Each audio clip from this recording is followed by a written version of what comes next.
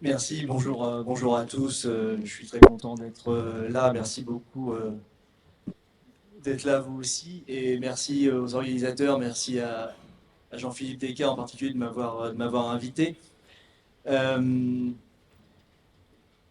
y a beaucoup de choses à dire sur les communs. Euh, D'abord, première chose, cette idée des communs, ça signifie une logique de coparticipation. Et ça signifie, grosso modo, le fait que les populations peuvent se réapproprier, prendre en charge par elles-mêmes le travail et la politique.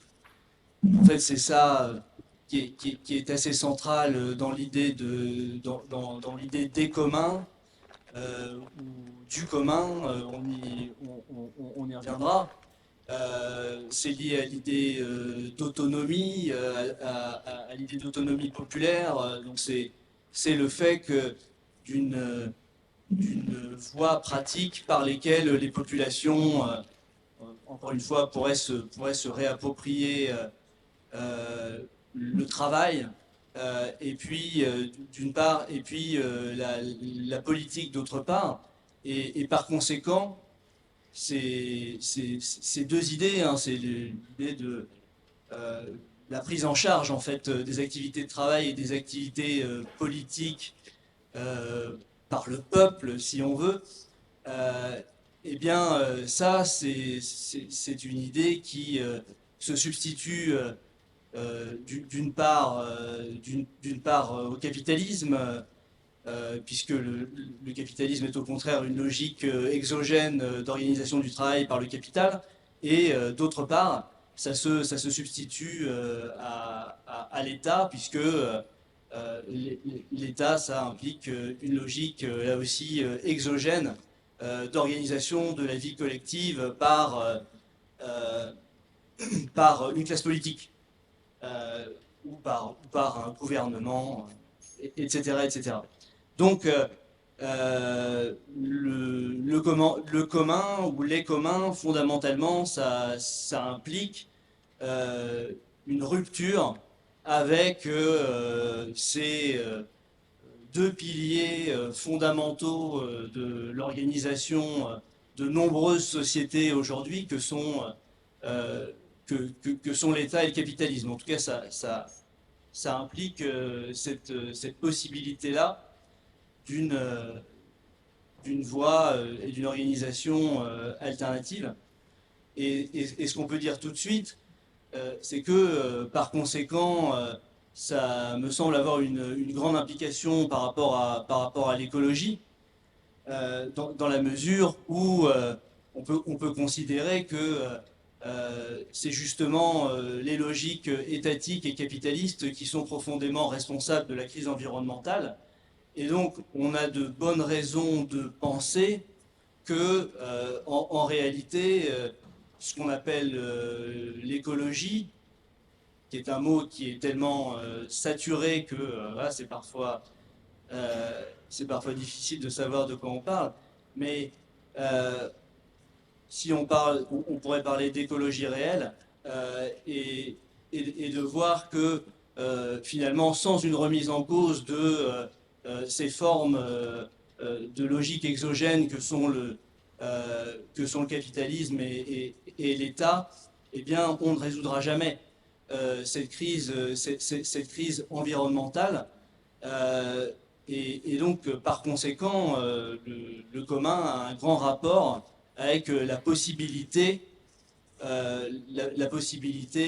d'organiser un rapport tout à fait différent au monde vivant. En particulier, la question du...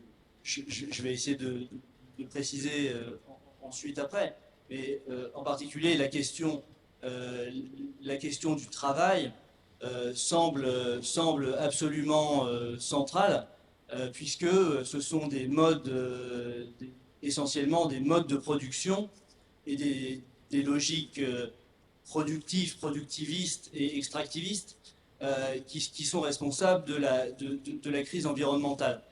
Et donc, par conséquent, sans le contrôle par les travailleurs de l'organisation du travail, l'écologie me semble être un vain mot.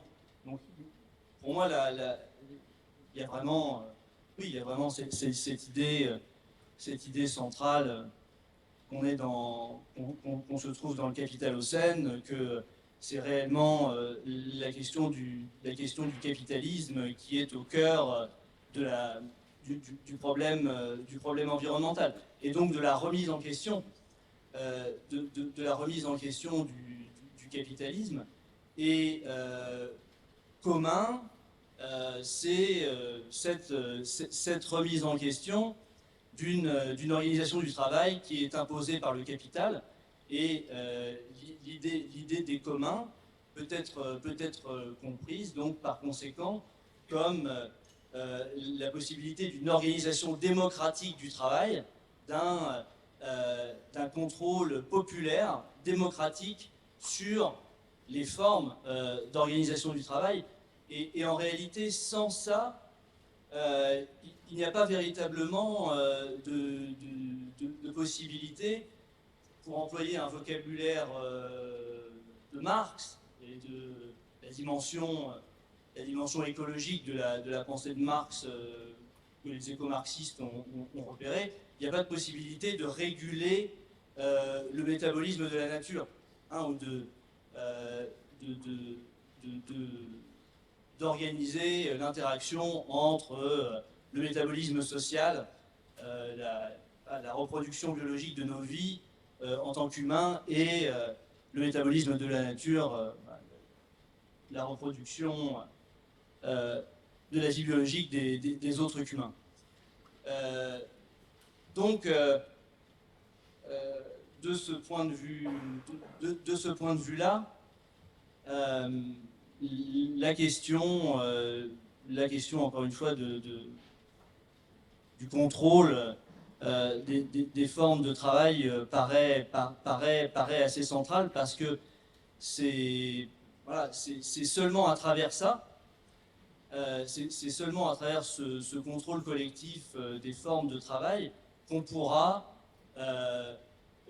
qu'on aura le pouvoir, en fin de compte, de réguler notre relation au monde vivant, d'inventer des relations apaisées avec le monde vivant, d'inventer des manières de coévoluer avec les mondes vivants. Et donc c'est ça qui est assez essentiel dans la question des communs, si on veut la rapporter à la question de l'écologie politique. Voilà, ça c'était une première chose que je voulais dire. Alors après, sur la question de la définition des communs, Justine l'a dit, il y a eu beaucoup de définitions différentes, de tentatives de théoriser les communs. Ce qu'il y a aussi, c'est voilà, cette question, elle est notamment apparue dans beaucoup de débats, dans beaucoup de discussions, à partir du prix Nobel obtenu, comme l'a dit Justine, par Elinor Ostrom en 2009. Il y a eu beaucoup de travaux depuis sur les communs. Et donc il y a aussi beaucoup d'autres, tu l'as évoqué, il y a aussi beaucoup d'autres notions qui ont été associées aux communs. Certains, comme Dardo et Aval, parlent du commun. Il y a cette notion aussi qui a été notamment utilisée par Peter Limbaugh du commoning. Donc il y a tout un tas comme ça de concepts qui rendent la discussion parfois un peu difficile. Je vais essayer de pas trop la la sophistiquer de manière inutile. Mais il me semble que justement, ce qui est important, c'est d'aborder les communs à partir de la problématique finalement dans laquelle on se situe, parce que ce concept est abordé à travers des problématiques extrêmement différentes. Et donc, moi, la problématique qui m'intéresse, j'ai commencé un peu à le dire, c'est celle, il me semble que c'est cohérent avec ce séminaire, c'est celle de l'écologie politique. Moi, j'ai introduit dans un livre que j'ai écrit sur Murray Bookchin l'idée de communocène. Donc, c'est un terme qui veut désigner le fait que si on veut le futur, un futur désirable ne peut pas être pensé indépendamment, me semble-t-il désormais, de la question écologique, ne peut pas être pensé indépendamment de la bonne santé des mondes vivants, de la possibilité pour les non-humains ou les autres qu'humains, peu importe ici, de développer toutes les facultés. Autrement dit, voilà, on ne peut plus penser à un futur désirable de manière anthropocentrique. Donc le communocène, c'est un terme qui veut dire que le futur désirable doit être pensé de manière post-anthropocentrique. Et il y a d'autres termes qui me semblent très intéressants aujourd'hui dans la discussion à laquelle les communs sont associés. Voilà, en particulier les termes de post-capitalisme, de cosmopolitique. Vous avez cet ouvrage qui vient de sortir, auquel j'ai contribué sous la direction de Jérôme Bachet et Laurent Jean-Pierre, qui s'appelle Monde post-capitaliste. Et j'ai écrit justement dans cet ouvrage une entrée qui s'appelle Commun. Donc parce que c'est pas toujours facile à l'oral de résumer des débats complexes, mais je me permets du coup de renvoyer à ce texte, donc dans ce livre, parce que je vais essayer d'en parler dans le temps que j'aurai, mais j'aborde un certain nombre de discussions sur la question des communs avec diverses... Je vais essayer de le résumer, mais ça peut... Voilà, il faut du temps. J'aborde pas mal de discussions qui ont eu lieu autour de cette notion des communs, les positions de Negri, de Tony Negri, de Federici, de Dardo Laval en particulier, et puis d'autres approches des communs, en particulier une approche de féministe sud-américaine qui me semble très, très intéressante, et en particulier d'une sociologue et philosophe mexicaine qui s'appelle Raquel Gutiérrez Aguilar.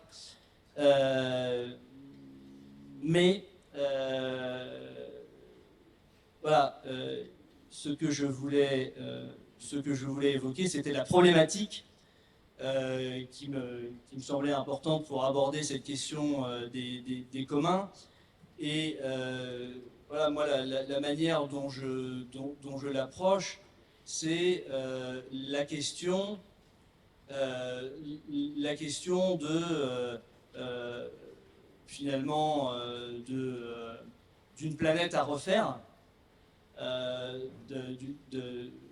d'un monde qui est à réorganiser de manière complètement différente. Et pour le dire avec ces mots-là, c'est le passage donc du capitalocène au communocène, pour le dire avec ces deux termes, ou pour le dire de manière plus précise, c'est comment on va passer en fait de cet univers du capitalisme interétatique et éco-pathologique, parce qu'il y a toutes ces dimensions-là dans le monde dans lequel on vit.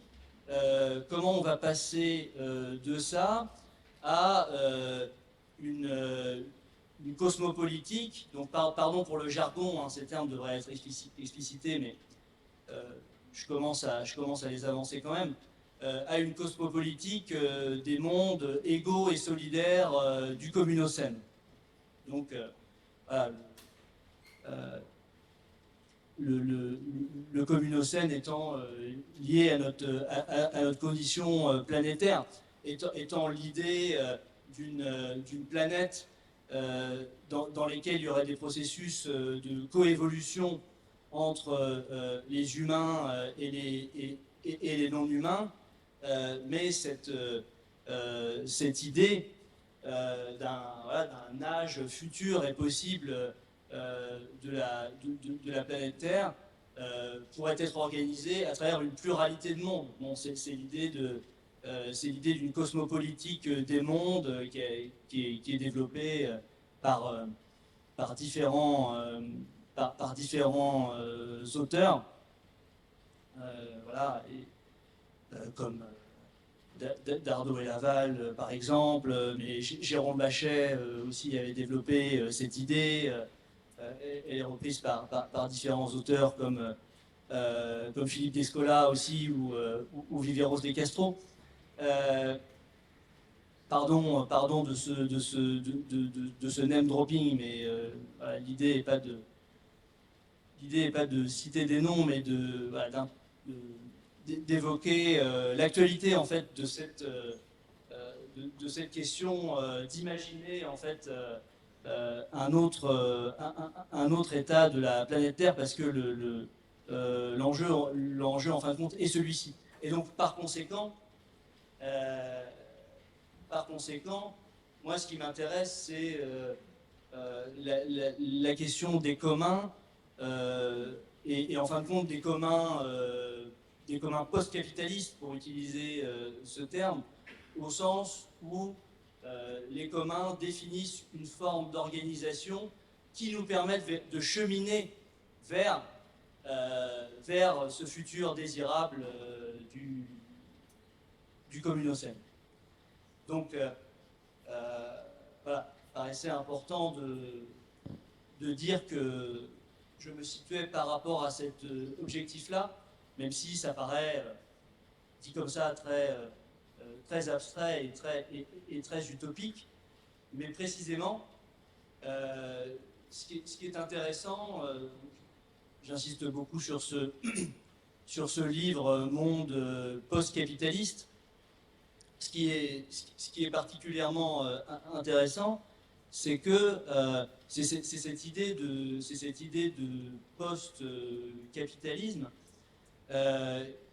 et c'est-à-dire le fait qu'il est très important de penser le cheminement entre le moment où nous sommes maintenant et précisément une autre organisation du monde possible, et d'essayer d'expliquer comment concrètement nous allons accomplir justement ce passage. Finalement, c'est un peu la différence entre post-capitalisme et anti-capitalisme, parce que le problème en fait de l'anti-capitalisme et de manière générale de la critique du capitalisme, c'est que elle a toujours été prise finalement dans la pensée du 19e siècle en fait, et dans certaines interprétations de Marx et disons pour aller vite de la pensée marxiste, selon laquelle finalement le communisme et donc un futur désirable d'après le capitalisme allait déboucher en fait des contradictions même du capitalisme, ou en tout cas allait déboucher d'un mouvement qui était inscrit à l'intérieur même de l'histoire, en lien, si on veut le dire vite, à l'idée de progrès. Or, bien évidemment, cette idée n'est plus tenable aujourd'hui. Et donc, si on veut imaginer autre chose que ce qu'il y a maintenant, on ne peut plus l'imaginer comme le résultat d'un mouvement qui va arriver par lui-même. Et donc, il faut, en réalité, ça ne peut résulter que d'une politique. Ça ne peut résulter que d'une politique, et ça ne peut résulter que d'expérimentation et de formes d'organisation, de formes d'institutions qui en fait vont être en rupture avec le capitalisme. Et les communs sont un exemple de ce type d'expérimentation ou d'expérience, de sorte que voilà, une fois qu'on a des exemples concrets et des expérimentations de ces fragments, finalement en rupture avec le capitalisme, eh bien on peut imaginer comment les développer, comment les faire passer à d'autres échelles, de manière à construire justement un futur alternatif.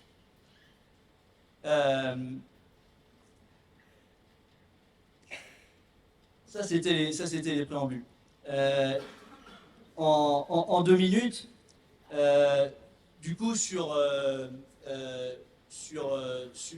les communs, la définition des communs, il y a, Justine l'a dit,